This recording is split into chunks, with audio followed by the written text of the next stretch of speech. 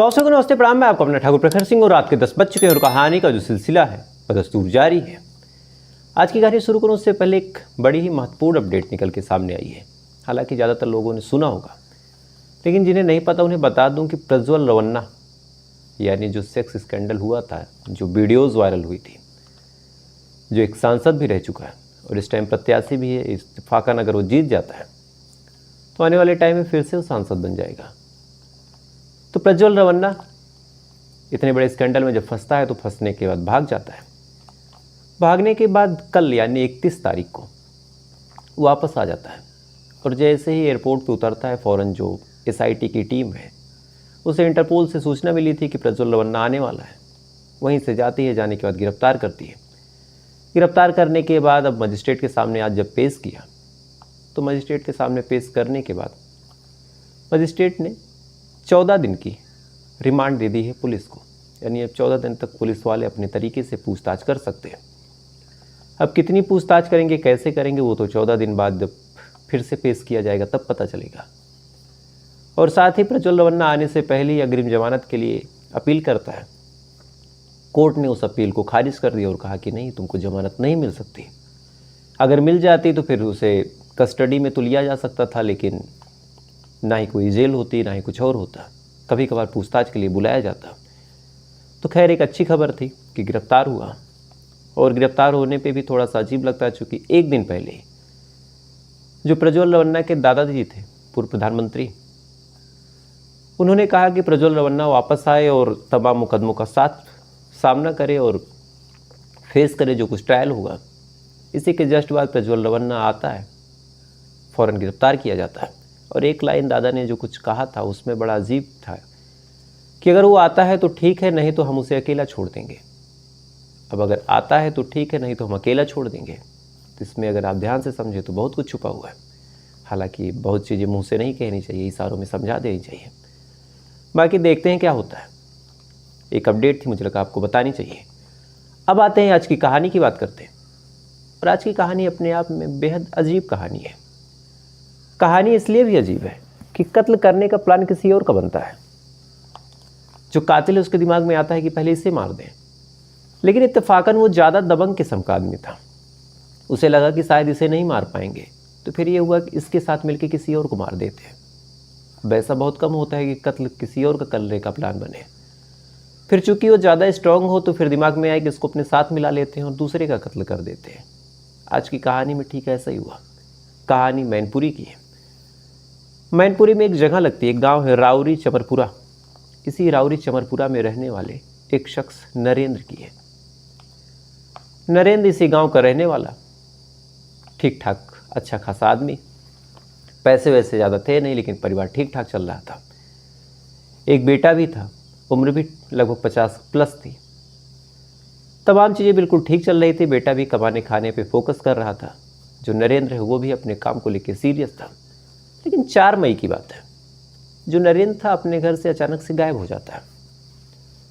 अब 4 मई को नरेंद्र गायब हुआ। परिवार वाले परेशान, उन्होंने ढूंढना शुरू किया। पहले आसपास के इलाकों में पूछा कि नरेंद्र कहाँ गया।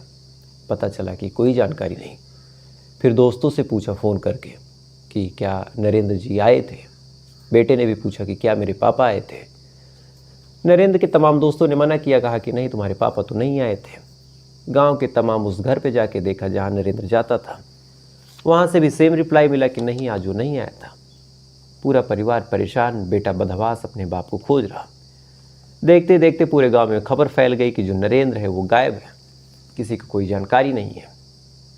पूरी रात गाँव के लगभग लोग नरेंद्र को अपने तरीके से खोजते रहे। जहाँ जहाँ जिसको डाउट था वहाँ जाके देखते रहे। सुबह हो गई। अब सुबह होने के बाद कुछ लोग अपने दैनिक क्रिया को करने के लिए खेत के पास, तालाब के पास जाते हैं। अब जैसे ही कुछ लोग जाते हैं, अचानक से उनका ध्यान किसी चीज़ पे जाके अटकता है। तालाब के पास एक बॉडी पड़ी हुई थी। अब जैसे ही लाश को वो लोग देखते हैं, तो चूँकि गर्मी का मौसम है तो शुरुआत में उन्हें लगा कि शायद कोई बेहोश होके गिर गया है, क्योंकि कोई चोट वोट के ज़्यादा निशान थे नहीं, गला वाला कटा नहीं था। उन्होंने जाके जब उठा के देखने की कोशिश की, सामने वाले शख्स के मुंह पे पानी के छींटे वीटे मारे, जब कोई रिस्पॉन्स मिला नहीं, उसके बाद नब्ज टटोली। जब नब्ज टटोली तो पता चला ये आदमी मर चुका है। उसके बाद अब ये चेक किया गया कि आखिर ये शख्स कौन है। तब पता चला ये शख्स कोई और नहीं, एक दिन पहले जो नरेंद्र गायब हुआ था वही है। अब ये खबर जब गांव वालों को पता चली, बदहवास भागे भागे नरेंद्र के बेटे के पास आते हैं, बताते हैं कि तुम्हारे जो फादर हैं वहाँ पे मरे पड़े हैं, उनकी लाश मिली है। उसके बाद बेटा रोते बिलखते वहाँ पे जाता है, अपने फादर की लाश को घर पे लाता है। लाने के बाद अब अंतिम संस्कार की तैयारी होने लगी। इसी दौरान दो चीज़ें होती हैं। पहला, फादर की लाश को जब नरेंद्र देखता है, नरेंद्र के बेटे ने जब अपने पापा की लाश को देखा तो उस लाश में कुछ चोट के निशान दिखते हैं। और दूसरी चीज़ ये थी कि किसी ने पुलिस को इत्तला कर दिया था। तो एक तो चोट के निशान, यानी एक तरह से डाउट होना कि ये नेचुरल डेथ है या फिर कुछ और है, चूँकि शुरुआत में परिवार वाले ये मान रहे थे कि ड्रिंक वगैरह करता है। हो सकता है गर्मी से, चूँकि कई लोगों की जान गई इस बीच गर्मी में, तो गर्मी से कुछ हो गया या फिर शराब वराब पिया हो, कुछ ज़्यादा ही पी लिया हो। तो ऐसे में परिवार वालों ने यूँ ही मान लिया कि ये नेचुरल डेथ है। लेकिन एक तो चोट के निशान, दूसरा उम्र भी ज़्यादा नहीं, तीसरा जब पुलिस आती है तो पुलिस कहती है कि नहीं, बॉडी दे दो, हमें पोस्टमार्टम करवाना होगा। परिवार वालों को भी लगा कि चलो तसल्ली के लिए करवा लेते हैं। इसके बाद बॉडी का पोस्टमार्टम हुआ। पुलिस वाले बॉडी अपने साथ लेके जाते हैं, पंचनामा करवाते हैं, पोस्टमार्टम करवाते हैं। जब रिपोर्ट आती है तब रिपोर्ट ने पूरी खेल को पलट दिया। दरअसल उस रिपोर्ट में कहा गया कि पहले इस आदमी ने खूब सारी शराब पी या फिर इसको शराब पिलाई गई। उसके बाद इस आदमी को पीट पीट के मारा गया और कुछ इंटरनल पार्ट्स ऐसे थे जहाँ पे चोट लगी और साथ ही गर्दन को दबाया गया, यानी एक मर्डर था। अब ये खबर जैसे पुलिस वालों को मिली, जैसे परिवार वालों को मिली, फ़ौरन जो बेटा है भाग के थाने जाता है और अपने फादर के लिए अज्ञात लोगों के खिलाफ मुकदमा दर्ज कराता है और कहता है कि मेरे फादर की कुछ लोगों ने कत्ल कर दिया। अब कौन है ये जांच पुलिस वाले करें, लेकिन मुझे कुछ लोगों के नाम तो नहीं पता, लेकिन अज्ञात में जो मुकदमा होता है वो बेटे ने कर दिया। अब अज्ञात लोगों के खिलाफ जब मुकदमा हुआ तो फिर पुलिस वालों ने तफ्तीश शुरू की। सबसे पहले गांव में आते हैं और बेटे से पूछते हैं कि क्या तुमको किसी पे डाउट है। अब ये लाइन जब बेटे से पूछी गई तो बेटे ने कहा कि नहीं, मुझे किसी पे डाउट नहीं है।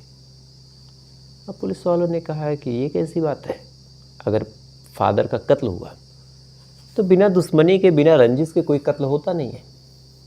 क्या आपकी किसी से कोई रंजिश थी? अब ये सवाल जब बेटे ने सुना तो फिर बेटे ने कहा कि नहीं, मेरी किसी से कोई रंजिश नहीं थी। पुलिस वालों ने कहा थोड़ा दिमाग पे जोर दो। ऐसे हाल में होता है कि आप लोग समझ नहीं पाते, कुछ दिन तक आप सोच विचार करते हैं, लेकिन एक बार ध्यान से विचार करके बताइए कि क्या कभी किसी से कोई लड़ाई झगड़ा हुआ था, कभी ज़मीन उमीन को लेके कोई भी बात? बेटे ने, पत्नी ने, तमाम परिवार वालों ने ठीक से याद किया। और चाहे जितना याद करते हैं, चाहे जितना दिमाग पे जोर देते हैं, अब कहीं कोई लड़ाई झगड़ा कभी हुआ हो तब तो याद आए। परिवार वालों ने फिर मना कर दिया, कहा कि नहीं, कोई लड़ाई झगड़ा नहीं हुआ। अब पुलिस वाले फिर परेशान। अब उनको लगा कि अगर बाहरी कोई नहीं शामिल है तो कहीं ऐसा तो नहीं कि घर में कोई शामिल हो।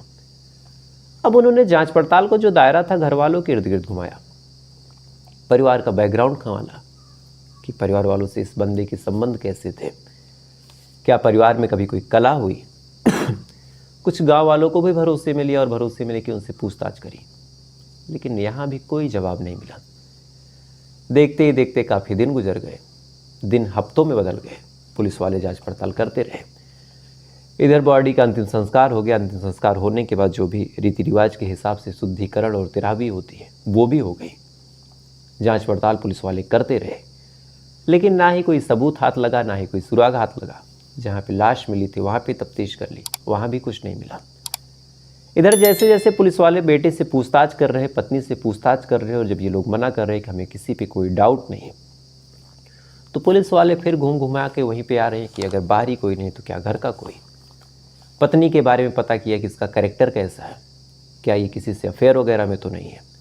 बेटे के बारे में पता किया कि क्या प्रॉपर्टी को लेके अपने बाप से नाराज तो नहीं है। और परिवार के जितने सदस्य थे उनके बारे में बैकग्राउंड खंगाला कि क्या इनकी नज़र में कुछ ऐसी चीज़ तो नहीं थी कि इसको मार के कुछ मिल जाए। साथ ही ये भी पता किया कि इसके मरने से किसी को क्या फ़ायदा हो सकता है। लगभग 20 दिन गुजर गए। 5 तारीख को ये लाश मिली थी, लगभग 25 मई आ गया। जांच पड़ताल होती रही, तफ्तीश होती रही। पुलिस वालों के हाथ खाली। तमाम लोगों से पूछताछ कर ली, तमाम घर वालों से पड़ताल कर ली। इधर जैसे जैसे दिन गुजर रहा और लोगों से पूछताछ हो रही, गांव वालों से पता कर लिया, परिवार वालों के बारे में पता कर लिया, मरने वाले शख्स नरेंद्र के बारे में पता कर लिया। जब कोई जानकारी नहीं मिली तो पुलिस वालों को लगा कि कुछ और करते हैं। अगर कुछ डाउट होता, कोई गलत होता या फिर कातिल हमारे सामने गलती से आया होता तो शायद अब तक उसने अपना मुंह खोल दिया होता या फिर कोई ऐसा हिंट उसने दे दिया होता। तो कहीं ऐसा तो नहीं कि कातिल बहुत दूर बैठा और हम उस तक पहुंच ही नहीं पा रहे। अब ये चीज़ जब पुलिस वालों के दिमाग में आई तब उनके जांच पड़ताल का जो एंगल है वो थोड़ा सा दूसरी तरीके से चेंज हुआ। उन्होंने कहा कि एक काम करते हैं, थोड़ा सा नरेंद्र के उठने बैठने के बारे में पता करते हैं कि कहाँ उठता था, कहाँ जाता था, किससे मिलता था, किससे ज़्यादा बातें करता था।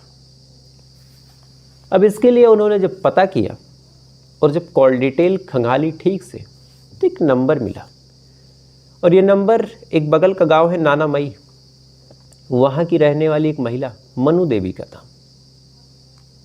अब जब ये बात पता चली कि ये नंबर मनु देवी का है तो फिर परिवार वालों से पूछा कि क्या आपके रिलेशन में, रिलेटिव में कोई मनु देवी करके है क्या, या फिर नंबर दिखाया कि क्या आप इसे पहचानते हैं क्या। ये परिवार वालों ने नंबर देखा तो मना कर दिया, कहा कि नहीं, इस नंबर को तो हम जानते ही नहीं और नानामई गांव में हमारा कोई रिलेशन ही नहीं है।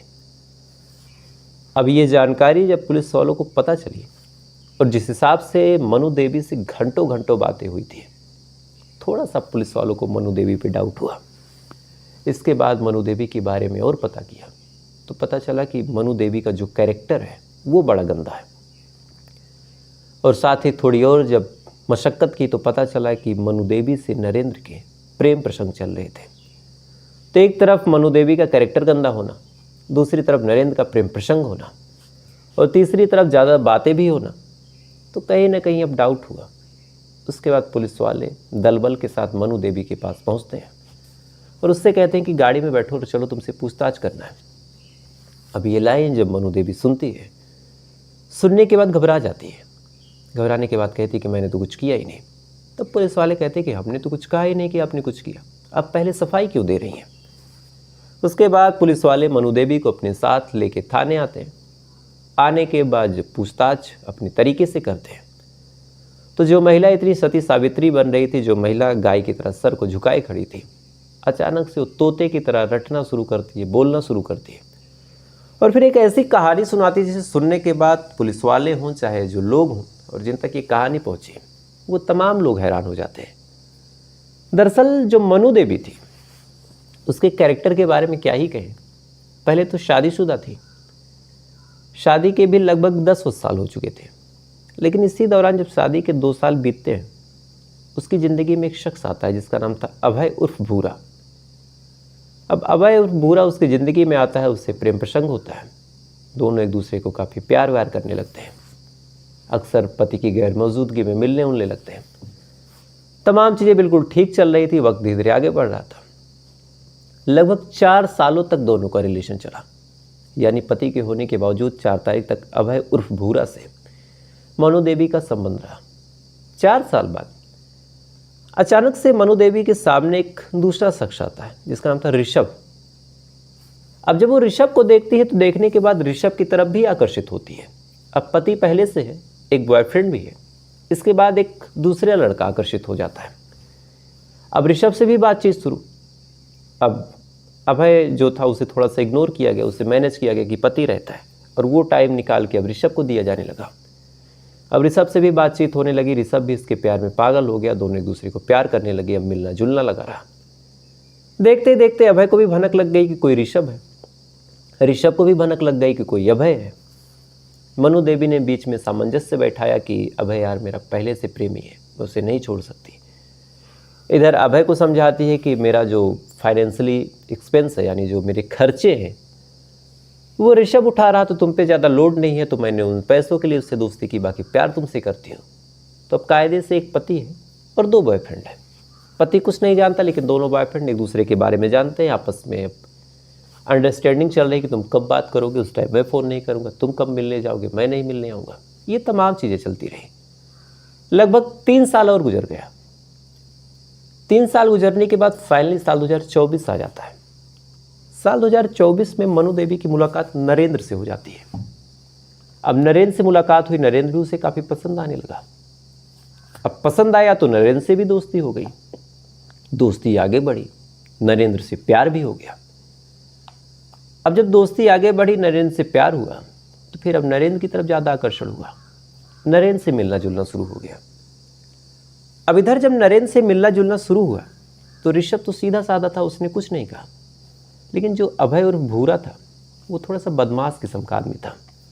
जब उसे खबर लगी कि उसकी जो गर्लफ्रेंड है, उसकी जो प्रेमिका है मनु देवी, वो किसी नरेंद्र के संपर्क में है, तो फिर उसने कहा कि उसे हटाओ। अब ये लाइन जब मनु देवी सुनती है तो काफ़ी नाराज़ होती है, क्योंकि जो नरेंद्र था अच्छे खासे पैसे दे रहा था, ठीक ठाक सारी ज़रूरतें पूरी कर रहा था। तो मनु देवी के दिमाग में आया कि मैं उसे क्यों हटाऊँ, मैं अभय और भूरा को ही हटा देती हूँ। लेकिन अभय और भूरा इतने दबंग किस्म का इंसान था कि तमाम प्लान करने के बाद भी जब अभय और भूरा को वो नहीं मार सके और इधर ये मजबूरी बन गई कि नरेंद्र को छोड़ना ही पड़ेगा, तो उसने नरेंद्र को थोड़ा सा इग्नोर किया। जब इग्नोर किया तो नरेंद्र ने थोड़ा सा कहा कि नहीं यार, तुम इग्नोर मत करो। इसी दौरान मनु देवी ने कुछ डिमांड रखी कि मुझे इतने पैसे चाहिए, मुझे ये चीज़ें चाहिए। तो फिर नरेंद्र भी कितना ही देता, उसने मना किया, कहा कि यार इतने पैसे तो नहीं हो पाएंगे इस टाइम। अब एक तरफ अभय और भूरा के ऊपर नाराज़गी, नरेंद्र ने भी जब पैसे देने से मना कर दिया तब उसे लगा कि अब एक काम करते हैं, अभय और भूरा को छोड़ते हैं, नरेंद्र को ही हटा देते हैं। लेकिन अब अकेले कैसे हटाए, तो प्लान बना। प्लान में अभय और भूरा भी शामिल हुआ और ऋषभ भी शामिल हुआ। दोनों शामिल होते हैं। शामिल होने के बाद अब पूरा एक स्ट्रक्चर तैयार होता है कत्ल का, पूरा स्क्रिप्ट लिखा जाता है। उसके बाद 4 तारीख को मनु देवी फ़ोन करती है। फ़ोन करके इससे कहती है कि मैं तुमसे मिलना चाहती हूँ। अब ये लाइन जब वो सुनता है खुश हो जाता है नरेंद्र, खुशी खुशी वापस आता है। आने के बाद इसके घर पे, वहाँ पहले से ऋषभ और अभय मौजूद थे। वहाँ पे फिर ये तमाम लोग शराब पीते हैं और शराब के नशे में जैसे ही नरेंद्र धुत होता है, फ़ौरन उसके ऊपर ये लोग हमला करते हैं और हमला करके उसका कत्ल कर देते हैं। कत्ल करने के बाद उसकी लाश को एक तालाब के पास ले जाके फेंक देते हैं और फिर बाकी की ज़िंदगी सोचते हैं कि ऐसे गुजरेगा। अब 25 दिन बाद जब ये कहानी पुलिस वाले सुनते हैं, सुनने के बाद हैरान कि कत्ल कर रहा था अभय और भूरा का, लेकिन चूंकि वो दबंग था इसलिए कत्ल किया नरेंद्र का। उसके बाद तलाश की गई, अभय और भूरा गिरफ्तार हुआ, ऋषभ अभी फरार है, उसकी भी तलाश की जा रही। लेकिन गजब की कहानी थी। तो फिलहाल ये थी पूरी कहानी। अब आपसे कल फिर मुलाकात होगी किसी दूसरी कहानी के साथ। तब तक अच्छे रहिएगा, खुश रहिएगा, अपना ख्याल रखिए, अपने देश का ख्याल रखिए। जय हिंद, वंदे मातरम।